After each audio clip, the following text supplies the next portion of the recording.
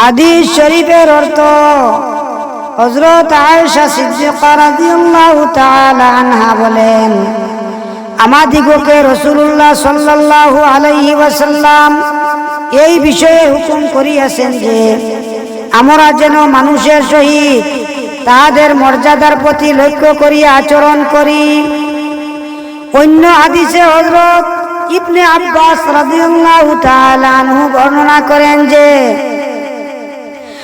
রাসূলুল্লাহ সাল্লাল্লাহু আলাইহি ওয়াসাল্লাম কাবার দিকে লক্ষ্য করিয়া এই ইরশাদ করিয়াছেন, লা ইলাহা ইল্লাল্লাহ, হে কাবা তুমি কতই না পবিত্র, তোমার খুশবু কতই উত্তম এবং তুমি কতই না মর্যাদার যোগ্য, কিন্তু মুমিনের মর্যাদা ও সম্মান তোমার চাইতেও বেশি। সুবহানাল্লাহ। আল্লাহ তাআলা তোমাকে মর্যাদা যোগ্য বানাইয়াছেন, এমনি ভাবে মুমিনের মাল, রক্ত ও ইজ্জত আবরুকেও মর্যাদা যোগ্য বানাইয়াছেন। আর এই মর্যাদার কারণেই এই বিষয়ও আরাম করিয়া দিয়াছেন যে আমরা কোনো মুসলমানের ব্যাপারে সামান্যতম খারাপ ধারণা করি।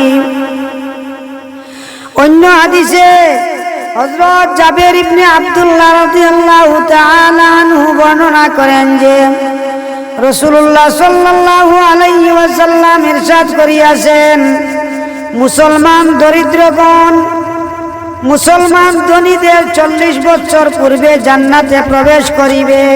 সুবহানাল্লাহ। হযরত আবু হুরায়রা রাদিয়াল্লাহু তাআলা আনহু বর্ণনা করেন যে রাসূলুল্লাহ সাল্লাল্লাহু আলাইহি ওয়াসাল্লাম ইরশাদ করিয়াছেন, দরিদ্ররা ধনীর আধা দিন পূর্বে জান্নাতে প্রবেশ করিবে, আর ওই আধা দিনের পরিমাণ 500 বৎসর হইবে। ফায়দা, পূর্ববর্তী হাদিসে বলা হইয়াছে দরিদ্র ধনীর তুলনায় 40 বছর আগে জান্নাতে প্রবেশ করিবে। ইহা হইল ওই অবস্থায় যখন ধনী ও দরিদ্র উভয়ের মধ্যে মালের প্রতি আগ্রহ থাকে। আর এই হাদিসে বলা হইয়াছে 500 বৎসর আগে জান্নাতে যাইবে। ইহা ওই অবস্থায় যখন দরিদ্রের মধ্যে মালের প্রতি আগ্রহ থাকিবে না। সুবহানাল্লাহ। আল্লাহ পাক পরবর্তীকার আলমে আপনারা আমরারে সবরে মানব জাতির বালার দিকে তো যাইবার তৌফিক দেখা। আমি